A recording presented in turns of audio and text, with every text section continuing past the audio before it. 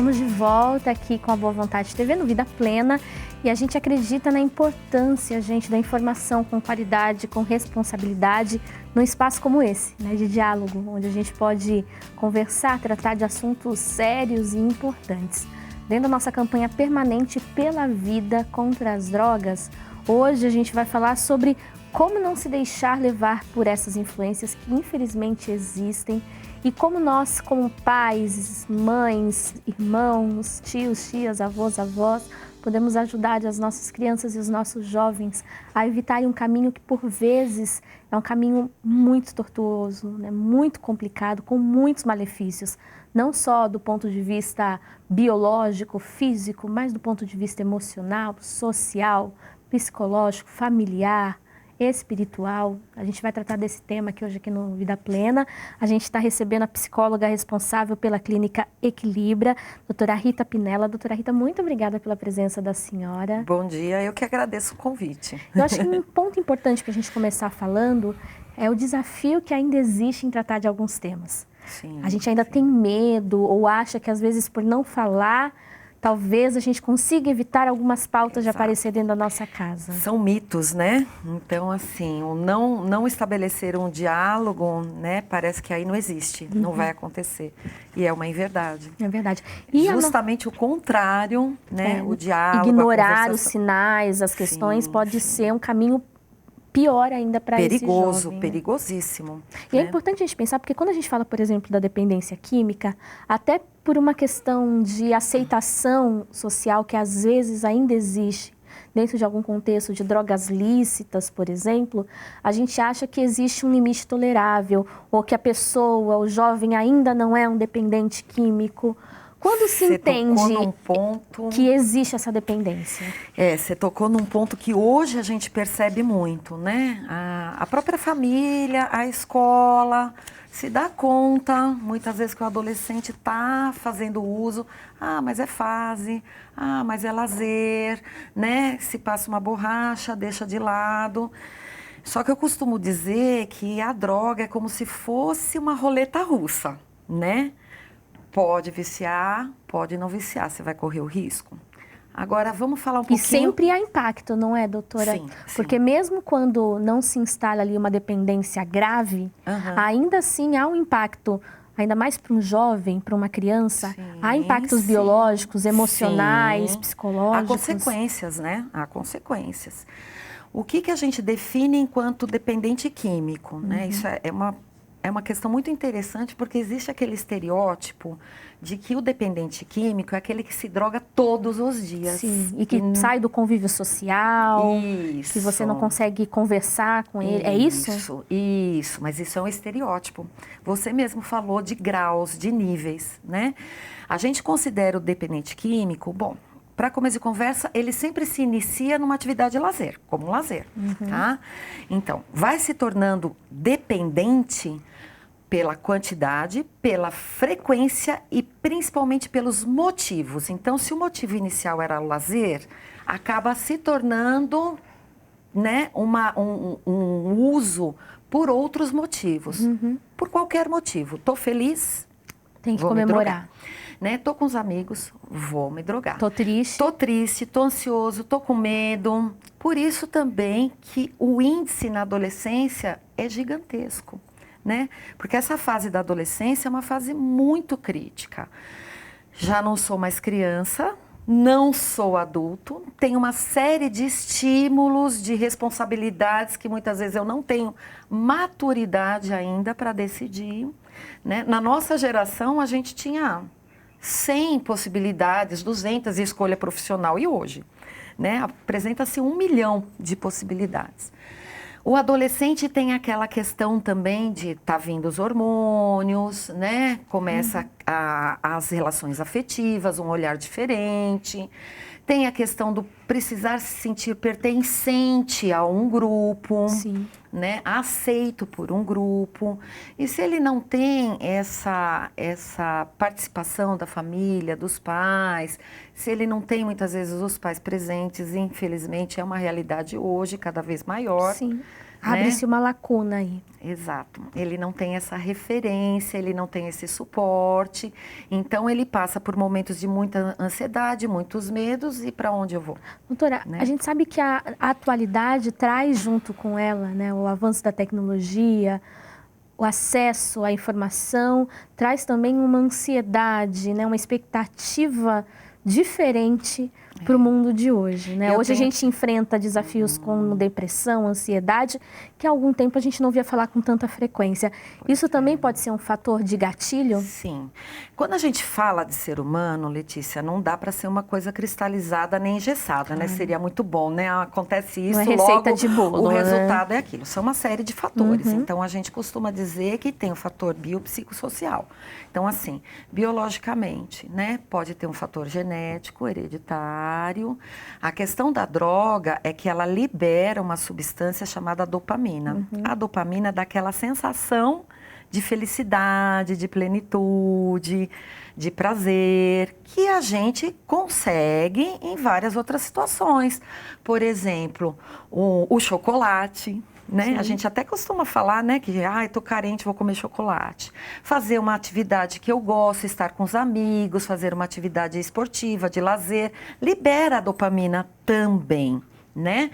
Só que é cíclico, né? Então, assim, eu fecho aquela atividade, eu também fecho aquela satisfação no momento. O que acontece com a droga, né? Ela libera a dopamina sem fechar o circuito.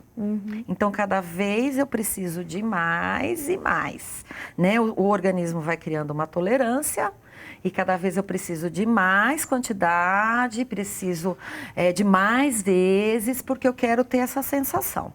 E aí tem os fatores, né, sociais, do contexto, né? Volto a falar mais uma vez do adolescente. Doutora, é uma dúvida muito dos pais. Porque é uma fase em que normalmente o adolescente ele se afasta um pouco do seio familiar, se aproxima em demasia dos amigos, né?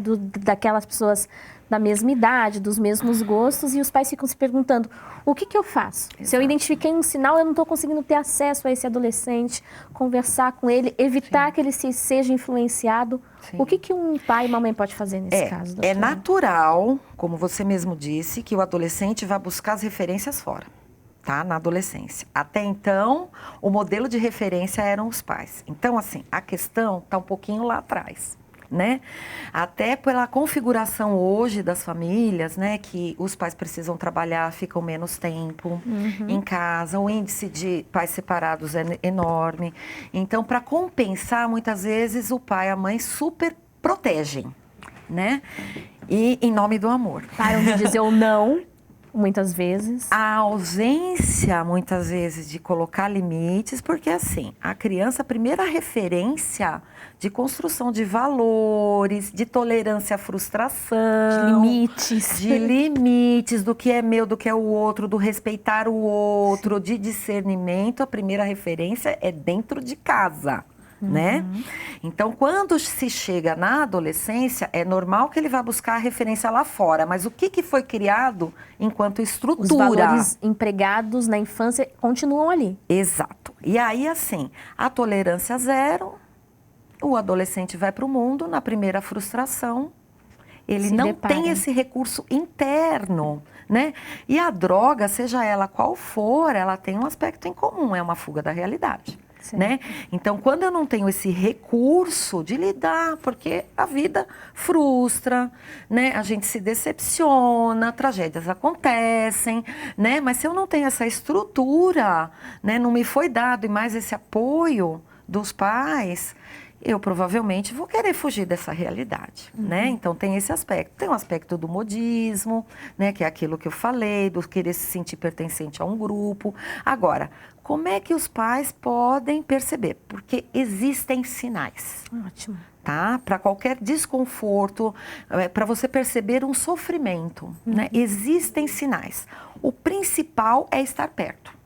observar. Observar é diferente de vigiar, tá? Porque o vigiar, essa coisa de ficar fazendo vistoria em bolsa, em quarto, você afasta mais o adolescente. Então, é invadir a privacidade desse jovem. Ele vai se sentir desrespeitado. Aí que é um convite para ir para fora de casa. A esconder certo? coisas. A buscar lá né? fora, né? Porque o proibido é atraente, Sim. certo? E em casa ninguém me compreende, ele vai pensar. Exato. Vou Então, buscar assim, quem me compreenda. observar é diferente de vigiar. Estar perto e participativo, gente. Participar da vida desse adolescente. Quais são os sinais? Tem sinais físicos, né? Que é olheira, olho vermelho, boca seca. E tem as mudanças de comportamento, né? Uma camisa de manga comprida no calor. É um alerta. Né? Não Assim, só para o não é- consumo de drogas, mas para outros problemas que podem estar associados a esse comportamento. Exato, né, qualquer doutora? tipo de sofrimento, qualquer coisa que esteja ali fora do padrão. Então, assim, mudança de comportamento, distúrbio alimentar, comer demais ou comer de menos, distúrbio no sono, dormir demais ou dormir de Se menos, isolar. isolamento. Lógico, você não vai pegar um desses sinais e falar, meu Deus do céu, Fazer. observa e vê um contexto. Vê um tá? conjunto. Mudança assim, queda de rendimento escolar, perfeito. mudança de amigos, amizades, isolamento. Então, você vai percebendo essas coisas, né? São mudanças de comportamento. São sinais de que algo não está bom com o seu filho. E não está bom internamente, antes de tudo, não é, É doutora? interno, é interno. Porque aí é uma questão que eu vou até perguntar para a senhora sobre os tratamentos, e a pergunta do Wesley Oliveira de Brasília, Distrito Federal, tem a ver com isso também. Chegou para a gente. Ele quer saber o seguinte: se uma pessoa com depressão começa a usar drogas, é mais difícil dela largar a dependência em relação a uma pessoa que não tem depressão? E aí eu pergunto, existe algum caso em que não existe ali algum problema emocional envolvido ao consumo de droga, mesmo quando não é a depressão em si? Sempre tem um sofrimento emocional. Sempre tem, que é aquilo que eu E falei. por isso que é tão difícil tem também, um né? aspecto comum, né? Que é a fuga da realidade. É o transformar essa realidade em outra coisa que não é realidade.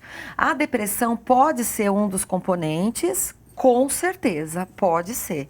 E vira um círculo vicioso, porque é assim, quanto mais eu me drogo para transformar essa realidade em algo belo, prazeroso, quando passa essa sensação, Maior fica o abismo. maior a queda, porque eu não estou construindo recursos ou outras formas mais saudáveis de enfrentar essa realidade, buscar soluções. Então, maior o abismo. E vira um círculo vicioso. E aí maior a vontade de consumir drogas para poder evitar esse abismo. E aí acontece essa situação que a gente vê de pessoas que não conseguem encontrar um caminho sozinhas, não é, doutora? Exato. E aí a importância também da família buscar um tratamento especializado. A gente sabe que o apoio, o amparo, a própria religiosidade em si são ferramentas importantes, mas a ajuda médica especializada no combate à dependência química, até por ser uma questão química, né, no organismo, também é importante, né? Então, se a gente está vendo fatores biopsicossociais, o tratamento também é multidisciplinar, né? O ser humano, ele tem várias esferas, né? Então, assim, tem a questão da internação, que eu acho importante tocar no assunto, porque tem dois tipos de internação. Aquela voluntária, onde o dependente se dá conta de que ele precisa de ajuda. Isso é muito bom. E tem aquela involuntária ou compulsória, que é quando geralmente um parente percebe que é necessário essa intervenção. Né? Então, em que momentos que isso acontece? Na hora que o dependente químico coloca em risco a integridade dele ou do outro, quem está à volta, ou na hora que ele não tem aquele discernimento do certo e do errado, né? Ele já meio que se desconectou da realidade. Aí é necessário passar por uma avaliação psiquiátrica e o psiquiatra realmente coloca, né, como uma condição a internação. Agora, vamos deixar claro, a internação não é tratamento. Né? A internação, ela é uma intervenção para tirar aquele círculo. Aquele contato imediato. Isso, aquele contato imediato, para desintoxicar, para ajudar o dependente a passar por essa abstinência. E na hora que ele fica limpo, entre aspas, aí ele pode se conscientizar que de fato ele precisa de um tratamento. Uma coisa muito importante a ser dita é que assim, é uma doença. Dependência química é uma doença, não é frescura, não é safadeza, não é fraqueza. É uma dependência que um dos componentes mais presentes é a compulsão. É quando ele não consegue se dar conta e ele vai direto para a ação. Perfeito. Né? Ele não dá conta. Já não tem controle. Ele não tem controle, exatamente. E não existe cura. Não existe. O tratamento é permanente. Não existe ex-dependente, Letícia. Existe a pessoa que fica em abstinência. Ex-dependência não existe. Então, assim, os tratamentos, lógico, uma intervenção medicamentosa, na maioria das vezes, psicoterapia, e a gente tem que pensar em outras questões, né? A mudança de hábitos, de convívio. Às vezes, a família contrata um acompanhante terapêutico para situações de riscos, por exemplo, festas, né, em que existe uma possibilidade maior. São múltiplas possibilidades aí. Tratar a família também. Claro. Porque a família acaba se envolvendo tanto com a situação da dependência que ela vira uma codependente, né? Ela forma toda, assim, a rotina dela em cima daquela situação do dependente. Então, orientar, mudanças de comportamento também dessa família. Então, assim, festas com álcool, o álcool puxa a droga, E aí é importantíssimo a gente falar disso, porque quando a gente fala de acolhimento, a gente está falando disso, né?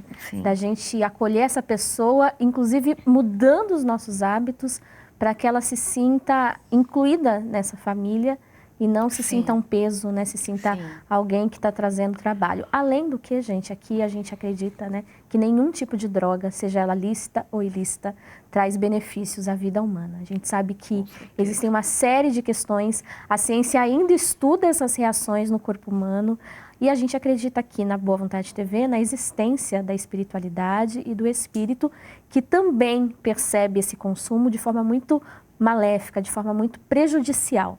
Então, dentro dessa campanha permanente pela vida contra as drogas, né, infelizmente o nosso tempo já acabou, o que a gente quer dizer é que a gente precisa amar a nossa existência e amar a existência daqueles que estão conosco e nos esforçar para encontrarmos caminhos efetivos de saúde, acima de tudo. Por isso, vamos abordar sempre essas temáticas, sem preconceitos, trazendo aqui esclarecimentos de profissionais importantes, como é o caso da Rita, que esteve aqui com a gente. Queria agradecer essa presença mais uma vez. Seja sempre muito bem-vinda, Rita, ao nosso programa. Obrigado pelo convite. E você disse, assim, um ponto crucial. O amor, né? Sim. O amor, ele permeia o ser humano em todos os aspectos, né? Verdade. Então, o amor, ele pode ser uma grande cura de vários males. A gente acredita muito nisso. Rita Parceira, nossa amiga aqui da Boa Vontade TV e do Vida Plena, psicóloga responsável pela clínica Equilibra. Qualquer dúvida que você tiver, pode entrar em contato com a gente. O nosso telefone é o 0310 07 940, via WhatsApp 11 99801 1242. A gente já volta.